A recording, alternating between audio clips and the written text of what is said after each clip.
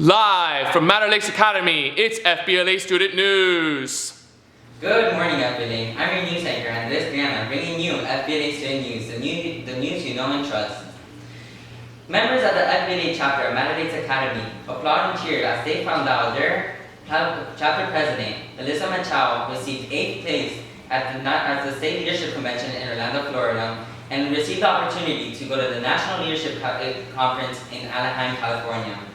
Today we welcome to the show Isabella, one of the members who also received an opportunity to go to this leadership conference. Good morning, thank you for coming to our show. Thank you for having me. So tell me, how was your journey going from districts, later on to states, and then later on to nationals? Because I'm aware FBLA is a process and it's... Yeah, well, this journey was definitely very stressful, but it allowed me to become very dedicated and passionate about one certain thing.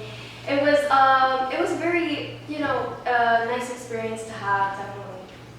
So tell me a little about the dynamic you had in your group, because I'm aware among the members that were qualified for this conference were Isabella, Santiago, Kevin Vega, Melissa Machado, which is the chapter president. Yeah, we were very, in this school, Madder Lakes, we were a very tightly knit family, and just being able to go to nationals and make it even more closer together, it was definitely a great experience, and we had a very fun time.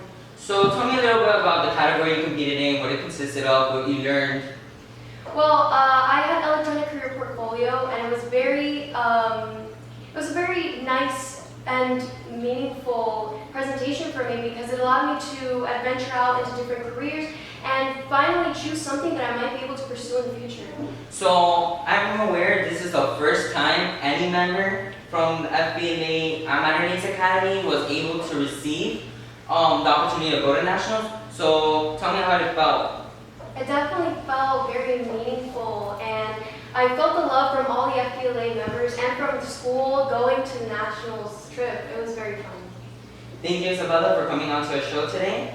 And we're very proud of you here at our new show, and we hope success in the future for you at FBLA. Thank you for this. Now on to news anchor Isabella Santiago for an update on this year's track season. Thank you, Andres. Madder Lakes Academy had a phenomenal 2017 season for their track team. The highlight of the season was when their star runner Romina, who is now sophomore, placed in the 100-meter hurdles with 14.98 seconds. This was an important victory for the school since it is the first time a sophomore places in the 100-meter hurdles. It is also an important victory for the athlete since she could not compete last season due to a torn ACL injury. Here we have Romina with us today to give us an inside scoop on her team and their last race. Thank you for coming, Romina. Thank you, Isabella, for having me. So how did it feel when you were the first one across that finish line? When I crossed that finish line, it felt so surreal, the whole experience, because considering everything that happened last year, I didn't know if I was able to run. Were you surprised at the outcome of this race since you could not finish last year? I was surprised, and I was worried about my injury, but I knew with hard work and dedication, I would be able to go through. I hear that your team this year is being coached by the boys' JV basketball coach. How does your team feel about this change? We thought that with the JV basketball coach, the season wasn't going to be so great, considering he's never ran before.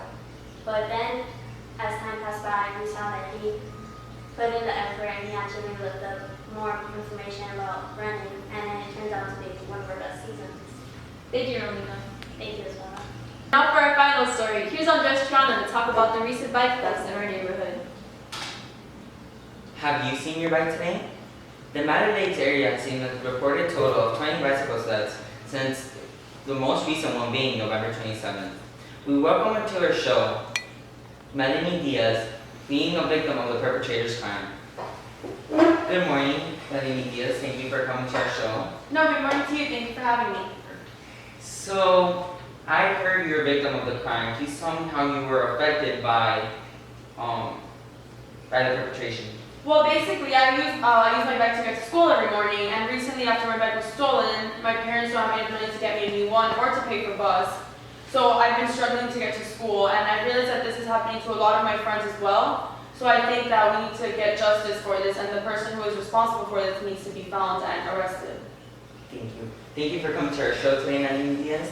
The authorities currently have a profile of the man being white, and 6'2". If you have any information, please call 1-800-CRIME-STOPPERS. Signing off, I'm Andres Triana. And I'm Isabella Santiago. Have a great FBLA day.